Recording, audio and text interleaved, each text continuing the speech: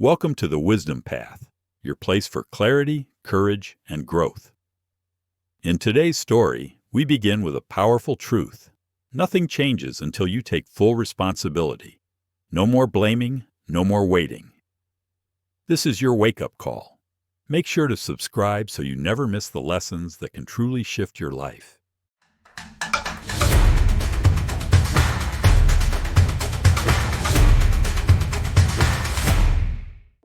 Part 1. The Wake-Up Call. Take full responsibility lesson. 1. Own your life. 100%. Imagine you're holding the steering wheel of your life, but instead of driving, you're just sitting in the passenger seat watching. That's what most people do. They let others take control. They say, "My boss is unfair. The economy is bad. I wasn't born rich." But here's the truth. Blaming gives away your power. When you blame, you become a victim. When you take responsibility, you become the author of your story. Brian Tracy says, "You must take 100% responsibility for everything you experience in life." That doesn't mean everything is your fault. It means your response is your responsibility. Real-life example. I once worked with a young man named Daniel. He dreamed of becoming a web developer, but he kept saying, "I can't afford the course," or "I don't have time." One day I asked him, "What if you just stopped waiting for the perfect moment and did what you can with what you have?" He began watching free tutorials. He practiced for 30 minutes every night. A year later, he landed his first job in tech. Nothing changed around him, but he changed. He took control. Step-by-step action. Pause and reflect. Ask yourself, where am I blaming others or making excuses? Flip the script. Turn "I can't" into "How can I?" Write it down. On paper, list what you can control today. Start small. Act immediately. Don't wait. Take one action today. Metaphor. The broken compass. Think of your life like a journey through a forest. A broken compass, excuses and blame, will keep you going in circles. But when you take responsibility, it's like fixing that compass. Suddenly, you know where you're going and how to get there. Bonus insight from Tony Robbins. The quality of your life is the quality of your decisions. You can decide right now to stop giving excuses power over your future. Taking responsibility is not a one-time act. It's a mindset. When you truly say, "I'm in charge," you start to move differently, speak differently, think differently. That's when change begins. In Part 2, we'll talk about setting powerful goals that light your path like a lighthouse on a dark night. If today's message helped you, don't forget to subscribe to the Wisdom Path and share this with someone who needs a gentle push. Let's walk this path together. See you in the next chapter. Part 2. The Power of Clear Goals, Your Inner Lighthouse Lesson. 2. Clear goals create clear lives. Have you ever tried to play darts blindfolded? That's what life feels like when you don't have goals. You're busy, you're working, but you're not hitting anything meaningful. Brian Tracy says, "If you aim at nothing, you'll hit it every time." That quote hits hard. When you don't know where you're going, every road feels confusing. But when you have a clear goal, your path lights up, even when it's hard. Short story. Sarah's Map. Let me tell you about Sarah. She was a single mom working 2 jobs, exhausted, overwhelmed. She told me, "I feel like I'm running on a treadmill." I asked her, "What do you want most in life?" She paused, then quietly said, "I want to open a small cafe one day." We wrote it down, one simple sentence. Then we broke it into steps. Research local cafes. Save $10 a week. Take a business course online. 2 years later, she sent me a photo of her grand opening sign. It read, "Sarah's Brew, Dreams Served Daily." It all started with one clear goal. How to set goals that actually work the smart way. Use the SMART method. Specific. What exactly do you want? I want to write a children's book about kindness. Measurable. How will you track progress? Write 1 page a day.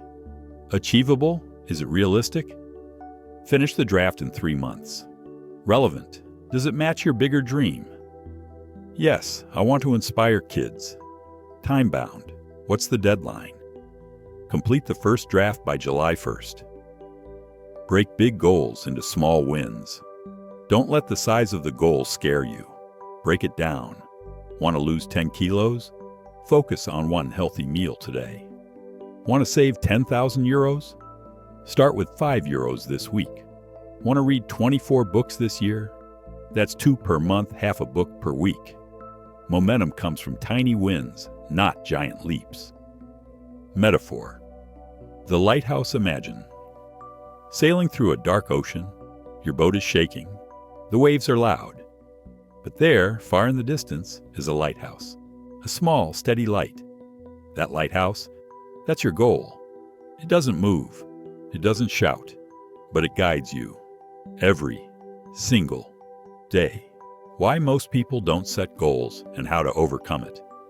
People avoid goal setting because they fear failure. They don't believe in themselves. They don't want to feel disappointed again.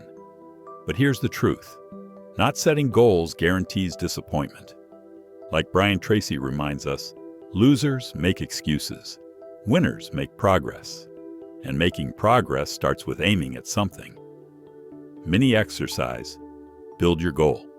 Today, take 10 minutes, no phone, no distractions. Write down the answer to this question. What is one goal that if I achieved it would change my life? Then ask, why do I want it? What's the first step I can take tomorrow? Who can help me or keep me accountable? That's the first spark. Wisdom from Denzel Washington. Dreams without goals are just dreams, and they ultimately fuel disappointment. Make your dreams real by giving them structure. A dream becomes a goal when it has a plan. Final thought for part 2. Setting goals isn't about control. It's about direction. It's saying, I won't drift anymore. I will decide where my life goes. Even a small, simple goal, like waking up early or reading 5 pages, can change the way you feel about your life. In part 3, we'll discover the heartbeat of success, self-discipline. It's not always fun, but it's the key to unlocking everything you want. If this message lit a spark in you, subscribe to the Wisdom Path. You never know who you'll inspire when you take a step forward. Part 3. Self-discipline, the habit that builds everything. So 3. Discipline is doing it anyway. Have you ever had a day where everything felt heavy? You had a plan, a goal, a reason, but your body said, let's skip it. Your mind whispered, maybe tomorrow. And yet you showed up. That, right there, is self-discipline. Brian Tracy says, self-discipline is the ability to do what you should do, when you should do it, whether you feel like it or not. It's not motivation, it's muscle. The more you train it, the stronger it gets. Short story, The Bricklayer's Secret.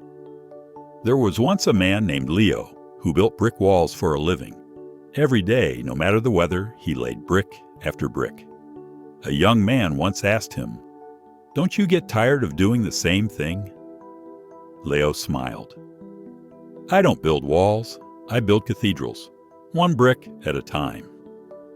Most people want the cathedral, but few are willing to lay bricks every day. Discipline is the bricklaying of greatness. Step by step, how to build discipline. 1. Start small. Stay consistent. Don't try to change your whole life in 1 week. Start with 1 discipline. Make your bed. Walk 10 minutes. Turn off your phone 1 hour before bed. Let that win give you confidence for the next. 2. Use triggers. Tie your new habit to an existing one. After I brush my teeth, I meditate for 2 minutes. After I drink coffee, I write my 3 goals for the day. This makes discipline automatic. 3. Track it. Use a habit tracker or calendar. Seeing a streak builds momentum. You won't want to break the chain. Fourth, reward progress. After 7 days of discipline, treat yourself. Healthy rewards matter. It sends your brain a signal. This matters. Keep going. Metaphor, the discipline muscle. Think of self-discipline like going to the gym. The first few reps are painful. The weights feel heavy. But as you build strength, what used to feel impossible becomes your warm-up. It's the same with waking up early, saying no to junk food, reading, or working when you're tired. At first, it's hard. Then it's habit. Then, it's who you are. The truth, it's boring before it's beautiful. Let's be honest. Discipline doesn't feel magical. It feels repetitive, sometimes dull. But magic happens in that repetition. Like water shaping stone, small acts of self-control shape your destiny. Remember, discipline writes the book. Discipline builds the business. Discipline strengthens the body. Discipline creates peace of mind.